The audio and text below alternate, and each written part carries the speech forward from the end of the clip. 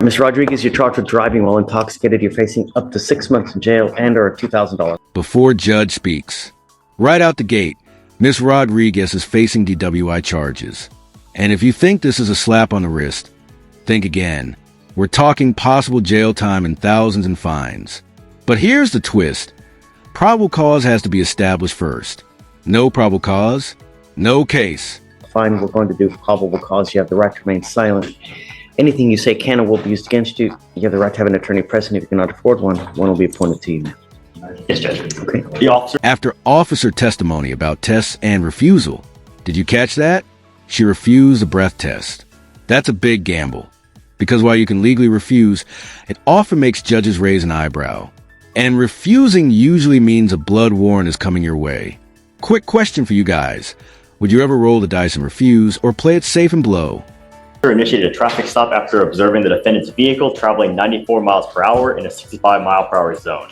The officer observed an odor of an alcoholic beverage, and the defendant admitted to the officer that she had 2 drinks. Standard field sobriety tests were conducted, HGN 4 out of 6, walk and turn 5 out of 8, one leg stand 2 out of 4. The DIC was read and breath was refused. A blood search warrant was signed and executed. Felt like that went really fast. So the stop was for speeding. For speeding, yes. Then Questioning signs of intoxication. This is where it gets interesting. The defense is basically saying, smelling like alcohol and admitting to 2 beers? Not enough proof. And honestly, they're right. Without strong physical signs like slurred speech or bloodshot eyes, the case starts to wobble. What do you think? Fair argument or just lawyer gymnastics? After that, they had an odor of an alcoholic beverage, and she made an admission that she drank 2 beverages. just an odor and admission of 2 beers. Any other indication of intoxication? I mean, slurred speech, bloodshot eyes. I know that while the SFSTs were, this is for the gyms, while the SFSTs were being conducted, she was not understanding, like the officer had to explain, I think at least 4 times the instructions for the walk-in turn, the one-leg stand. He also noticed that I think she took off her boots for the one-leg stand. She was stumbling when she was taking them off. So there were other signs that the officer. That's what I want. I mean, just an odor, not even a strong odor at that, you know? And then you just have an admission of 2 beers. You don't know what time. Was it over a 12-hour span? You know, there's no accent here. There's no... is she a Spanish speaker? I believe so, Your Honor. I don't see any indication of that. After judge finds no probable cause, case dismissed for lack of probable cause. Notice how carefully the judge explained the science of alcohol dissipation. That detail crushed the prosecution's argument. This is why DWI law isn't just about what you drank. It's about when you drank it.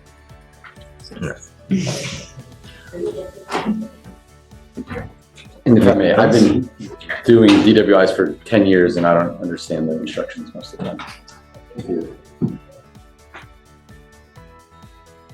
As far as I can tell, the officer also just demonstrated it to her. I mean, which is per, you know, But I get the SFSTs, but I mean, to even get to the SFSTs, right? You have to show something that there's some indicia of intoxication. Here, all we have is an odor and admission of 2 beers. That's not enough. An odor of alcohol in and of itself is insufficient.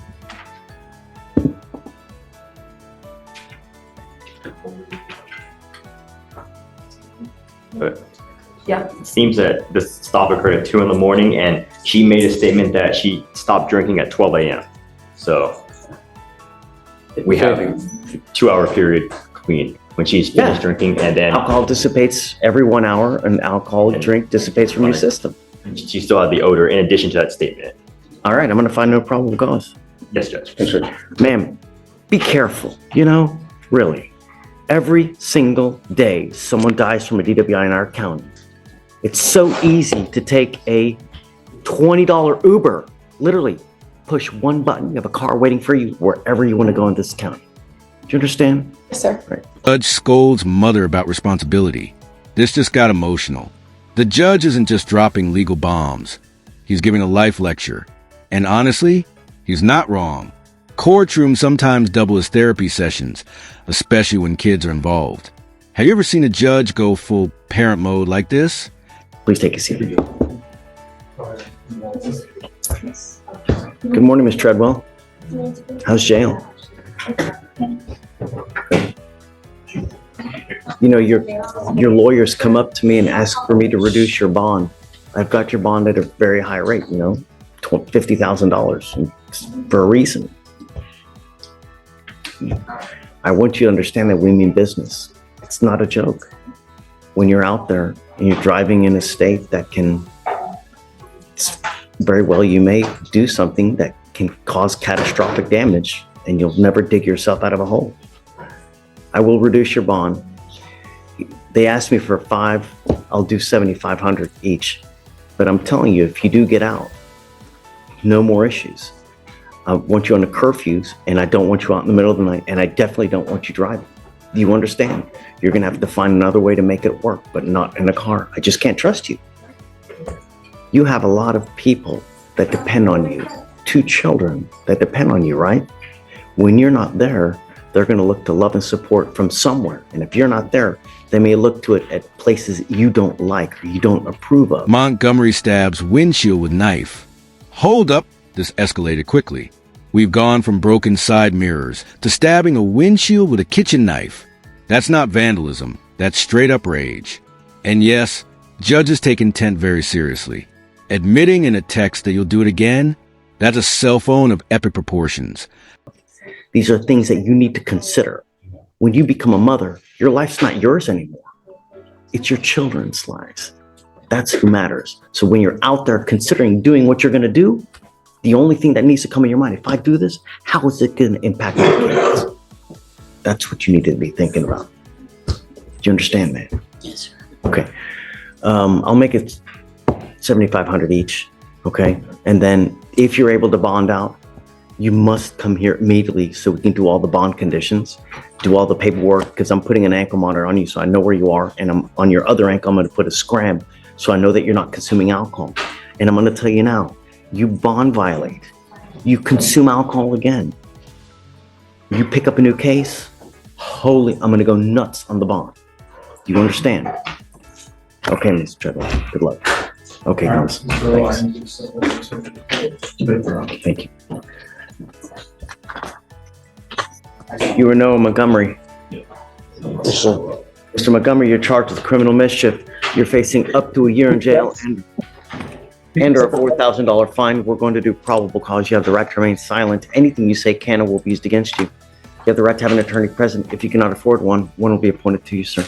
Yes, Judge. Okay. On October 27, 2024, the officer dispatched to a residence in reference to a criminal mischief in Harris County, Texas. After the initial investigation, the officer had found the defendant had left the residence, walked several streets over, and vandalized the complainant's motor vehicle. The defendant damaged the driver's side mirror by using hands to pull on and break the mirror in several places. The defendant used a knife to strike the windshield in a stabbing motion, causing damage. The damage was approximately $1,000. The complainant's daughter showed the officer a text where the defendant admitted he damaged the motor vehicle and planned on damaging the motor vehicle again in the future. The defendant was found at his residence and a bent kitchen knife was located next to him on the ground. Okay.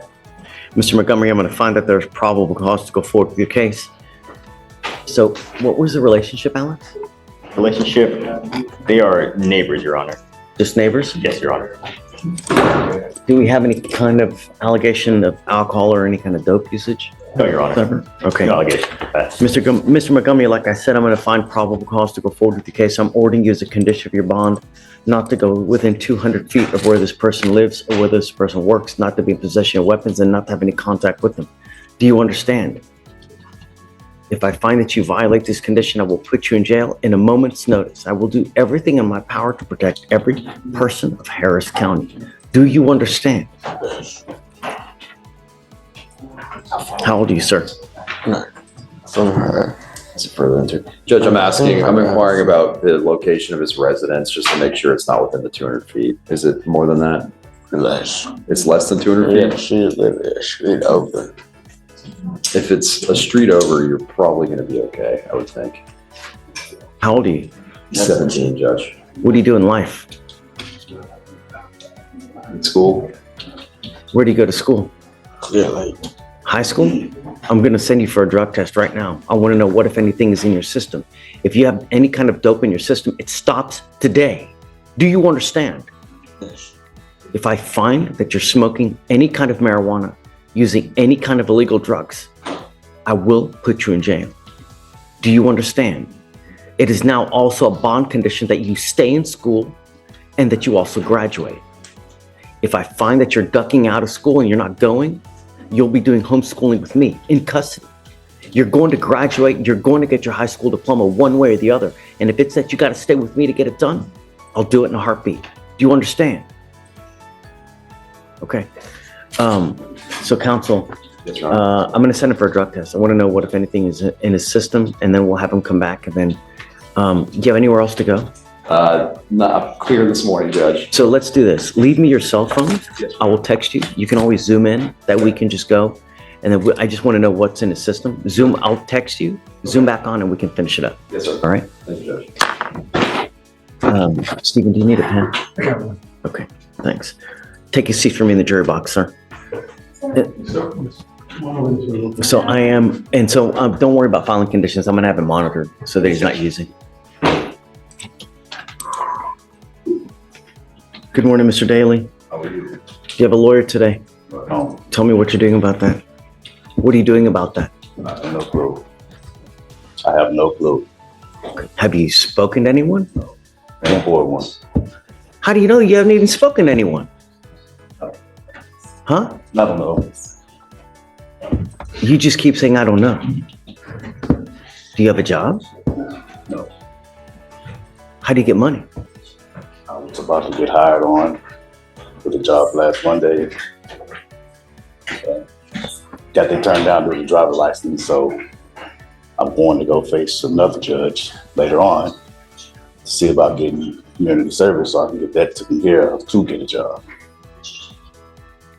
There are plenty of jobs that you can have that you don't need a license, though. I know, applying. Nothing's happening. So how are you getting money to eat? How do you eat? But no, really. So is it your girlfriend or is it your wife? Same. Like this. No, it's not the same thing. It's not this. They're two totally different things. How long has your wife/girlfriend been supporting you? When is the last time you've had a full-time job? DoorDash. How, you don't have a license. I said before I did, it just happened. This just happened for my license. Can you pull up his driving record, Alex, please? Yes, Judge. This just happened with my license.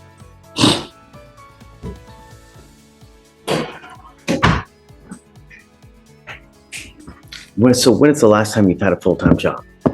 What time job? July. Doing what? Truck driver. Did you have a CDL? Yes. How did you lose your CDL?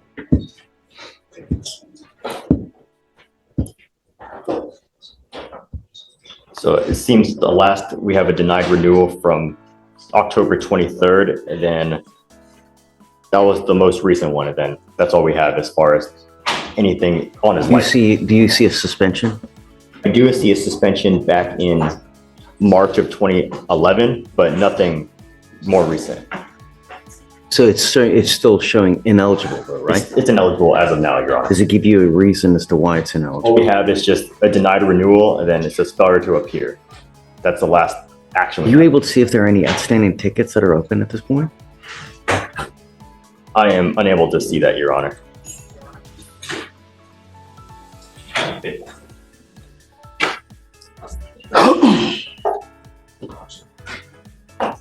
You're a truck driver in July. We are now in November.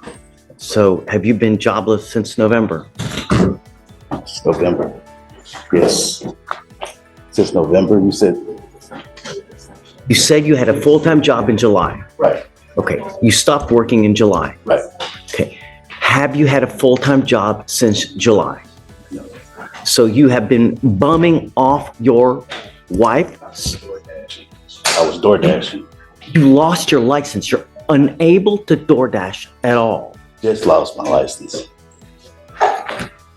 When did it get suspended? Your Honor, it says, besides that 2011, it says it was suspension in October 23rd of 2024 was the date. This is what I want you to do. Where's my stickies? There we go.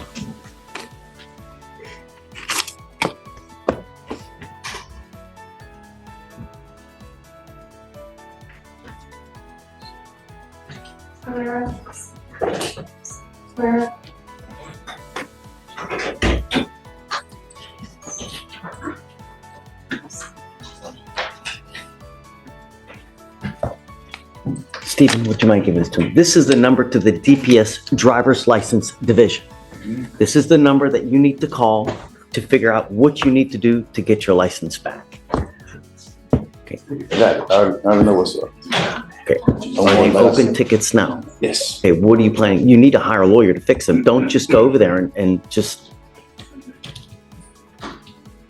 Okay. when you just, look, I can't give you legal advice, but just the more tickets you incur on your record, the more suspensions you're going to get. And if you're a truck driver by trade, all you're doing is hosing yourself. Right. I'm not going to let you sit here and just be jobless, bumming, and being a leech on society, especially if we are supposed to give you a lawyer. Because if I'm giving you a lawyer, that means I'm paying for it. Steven's paying for it.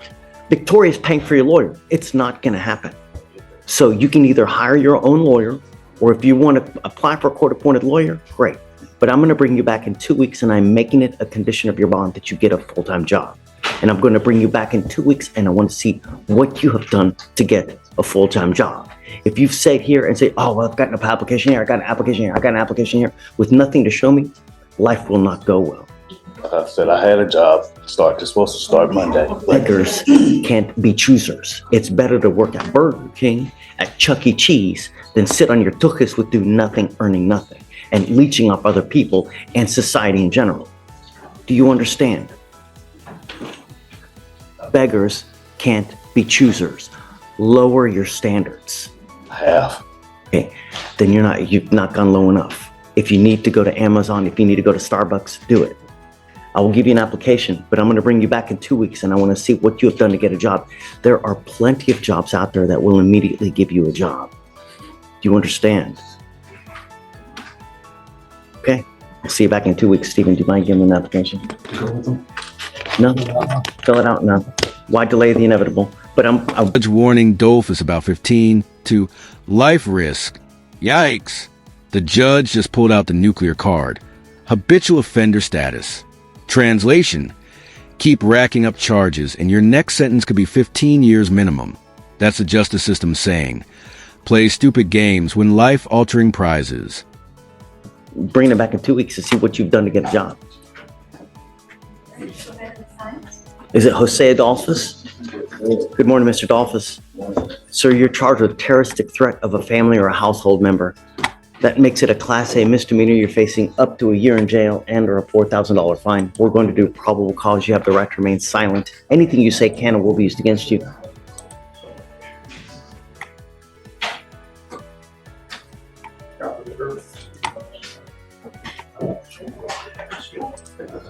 You have the right to remain silent. Anything you say can or will be used against you. If you cannot afford a lawyer will be appointed to represent you, sir. Yes, Judge.